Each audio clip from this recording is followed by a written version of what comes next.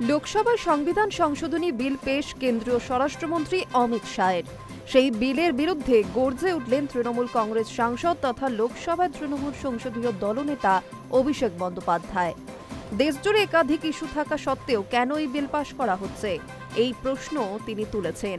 দাবি করলেন, এই বিল পেশ করে রাজ্যের সরকারগুলিকে ফেলে দেওয়া ও গণতন্ত্রকে নষ্ট করার চেষ্টা চলছে।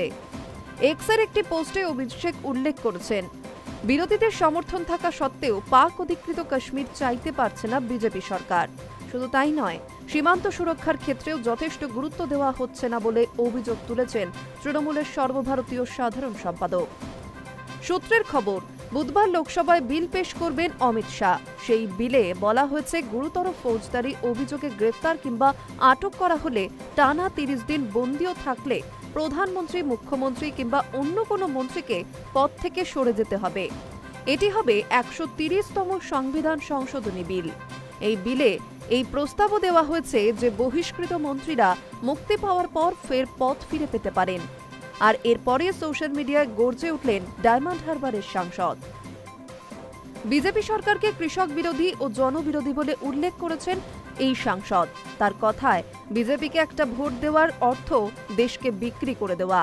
তার মতে, বিজেপি দেশের সংবিধানকে নিজেদের সম্পত্তি হিসেবে ব্যবহার করতে চাইছে। শুধু অভিষেক বন্দ্যোপাধ্যায় নয়, এই ইস্যুতে তৃণমূল সাংসদ Derek O'Brien, Mahua Moitra social মিডিয়ায় গর্জে উঠেছেন। পোস্টে লিখেছেন, সাংবিধানিক দায়িত্ব পালন করার বদলে কেন্দ্রের সরকার শুধুই ক্ষমতা আর সম্পদে আগ্রহী। আমরা এই কঠোর সংবিধান সংশোধনী বিলে আপত্তি জানাচ্ছি। কৃষক কিংবা দরিদ্র মানুষের জন্য কাজ না করে বিজেপি সরকার এই বিল আনছে। সোশ্যাল মিডিয়ায় অভিষেক বন্দ্যোপাধ্যায়ের আরও দাবি, এসআইআর বাস্তবায়নে নির্বাচন কমিশনকে অপব্যবহারের প্রচেষ্টা ব্যর্থ হয়েছে। এবার বিরোধীদের বিরুদ্ধে কাজে লাগানোর জন্য ইডিকে ব্যবহার করার চেষ্টা করছে বিজেপি। এই বিল পেশ করে রাজ্যের সরকারগুলিকে ফেলে দেওয়া এবং গণতন্ত্রকে নষ্ট করার চেষ্টা চলছে বলেও মন্তব্য করেছেন তৃণমূলের সর্বভারতীয় সাধারণ সম্পাদক।